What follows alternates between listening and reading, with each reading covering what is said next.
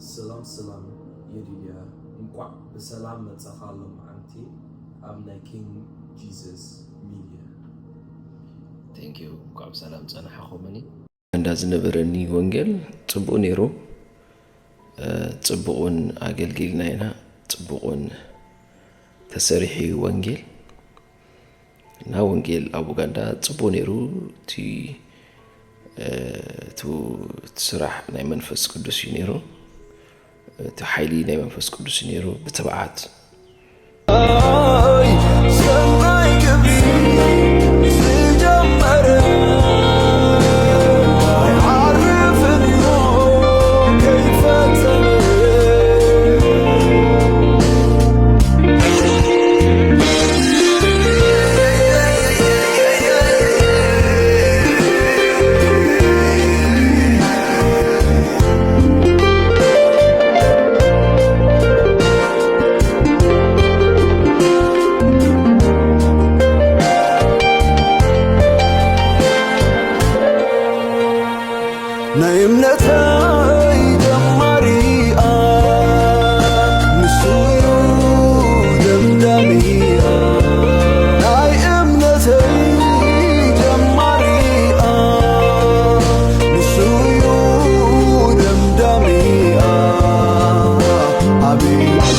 ሰቢኽናይና ኣብ ጽርግያ እና ብጣዕሚ ሪቫይቫል መጽዩ ብጣዕሚ ሕጉሴ አው በመስባኸይ አው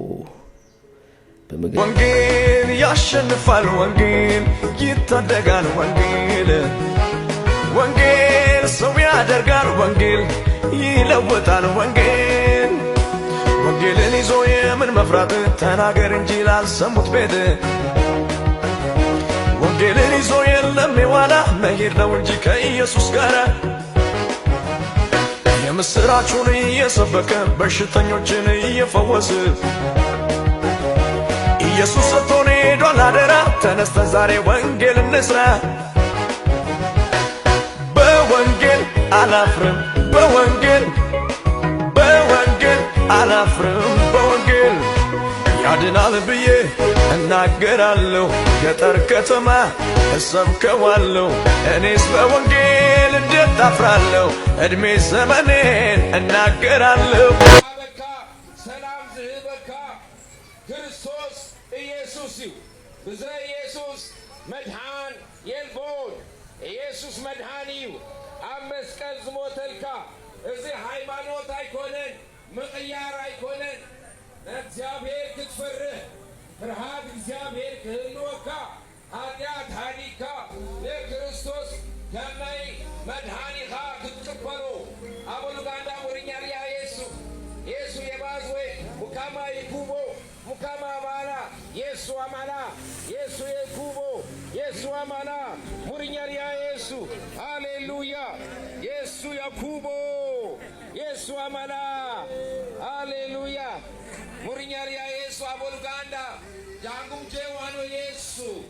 የሱ ሃሌሉያ Hallelujah.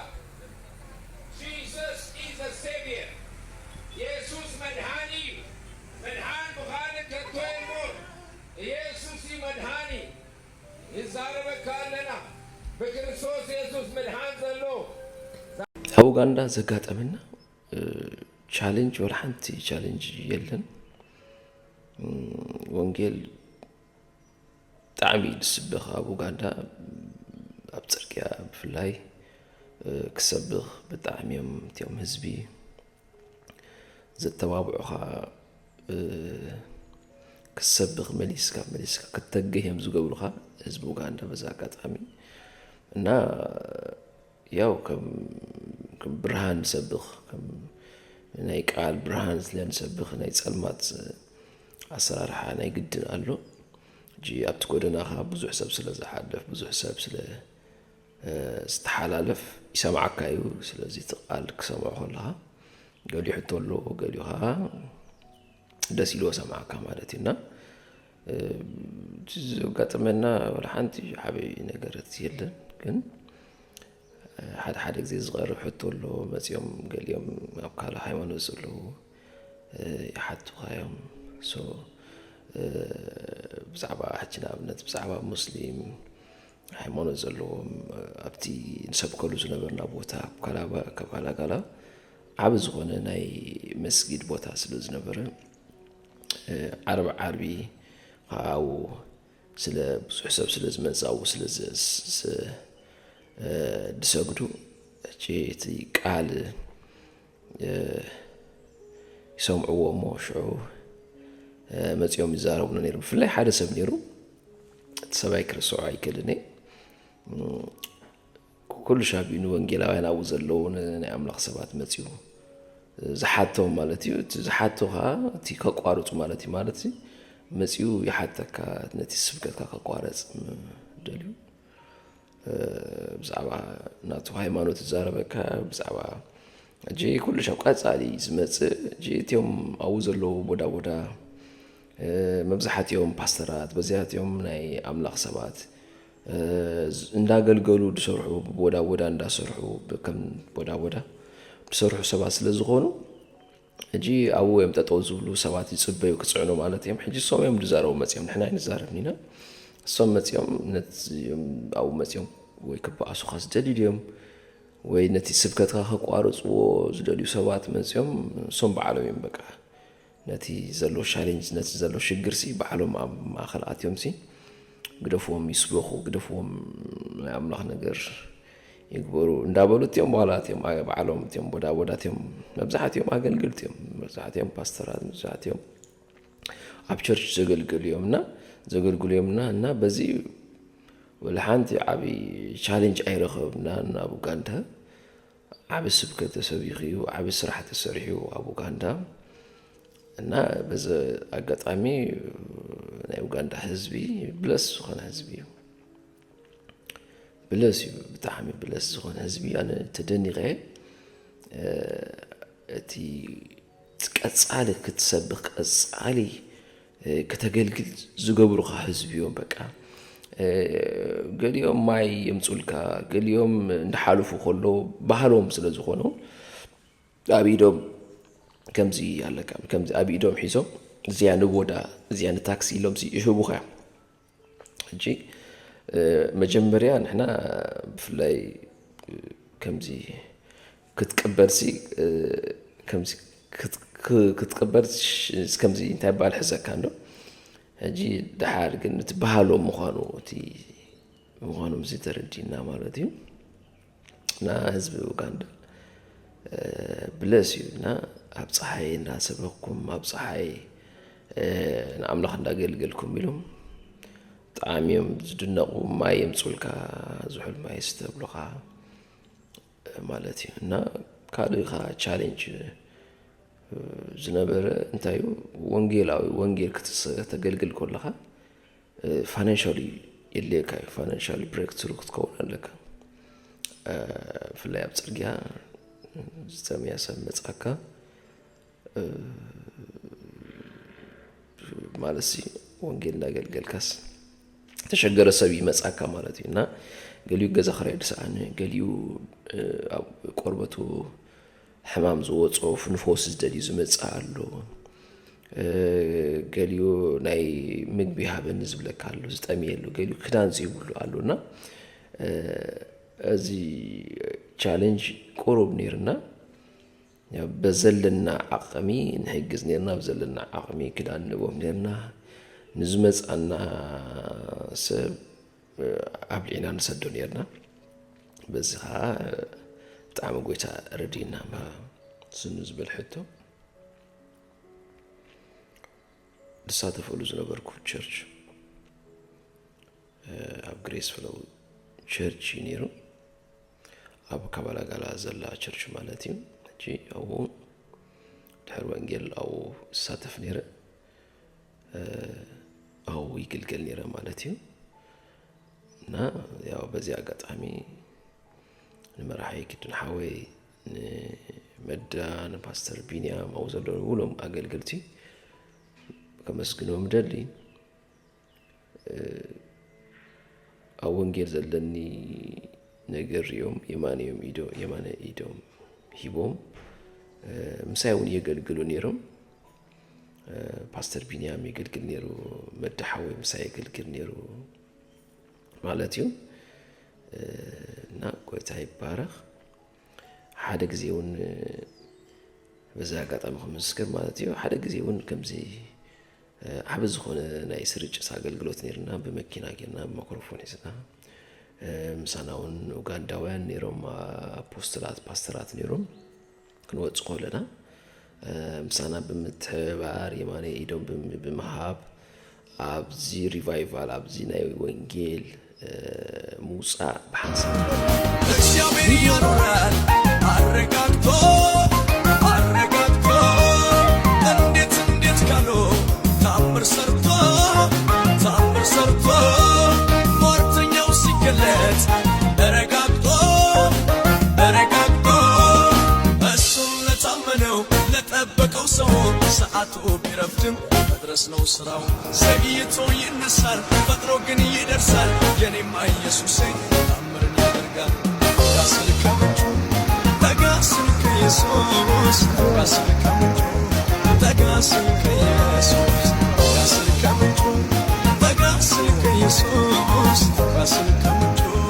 ተጋስል ከኢየሱስ አቤት ንስ ተጋስል ከዚህ ከምንጩ አቤት ሕይወቴን ሆነው በበረከቱ አቤት የገባኝ ያንን ጨለማ አቤት ተንከባለ እና ጣዕሚዮም በቃ ዝገርሙ አገልገልትዮም እና ያው ኣብቲ ቸርች ጸጋ አምላኽ ይድስብኽ ቃል አምላኽ ካ ብዓብይ ይስብኽ ማለት እዩ እና ቃል አምላኽ ኣብቲ ቸርች ብጣዕሚ ይድስብኽ እና ህዝቢ አምላኽ ኣብ ኸይዶም ክግልገሉ ኣብ ኸይዶም ክሳተፉ በዛ አጋጣሚ የማሐላለፍ ማለት እዩ ጌታ ይባረኽ እና ኣብቲ ቸርች ኻ ረቡዕ ከም ስሩዕ አገልጋሊ ኮይነ ምስ ካልኦት ኣሕዋተይ ማለት እዩ የገልግል ነይረ ኣብ ናይ ሓይሊ አገልግሎት ኣብ ናይ ትንቢታዊ ኣብ ነፃ ምውፃእ አገልግሎት ይሳተፍ ነይረ እና ኣብቲ ቸርች ነይረ ማለት እዩ መንፈስ ቅዱስ ንዓኻ እንታይ እዩ ዝብል ሕቶ ክግለጽ ኣይክእልኒ እዩ ዛዕባ መንፈስ ቅዱስ ማለት እዩ መንፈስ ቅዱስ ብሕፅር ኣቢለ ከም ዓቕሚ ከም ቋንቋይ ክገልጾ እንድሕር ኮይነ መንፈስ ቅዱስ ኩሉ ነገር እዩ መንፈስ ቅዱስ አቦዩ መንፈስ ቅዱስ አደዩ መንፈስ ቅዱስ ሓወዩ መንፈስ ቅዱስ ሓፍተዩ መንፈስ ቅዱስ ናይ ኩሉ ነገር እዩ ክደክም የብርትዓኒ ክሓዝን የጸናንዓኒ ክሕይል ገዲፍና ኣይከይድን እዩ ከምቲ ቃሉ ዝብሎኻ ዕርፉን መንፈስ ቅዱስ ተቐቢልኩም ኢኹም እዩ ዝብል ዕርፉን መንፈስ ቅዱስ ተቐቢለ ኣነ መሕደሪ መንፈስ ቅዱስ መንፈስ ቅዱስ ምሳይ ዝነብር ማለት እዩ ምሳይ ዘሎ ማለት እዩ እና ናብ ክርስቶስ ካ እንዳመሓረ زينا حقام اخبار انت يوم افتري انت يوم مماريا انت يوم افتري عيون النخالي نزيعك ويبكان شاذف كرا نفسي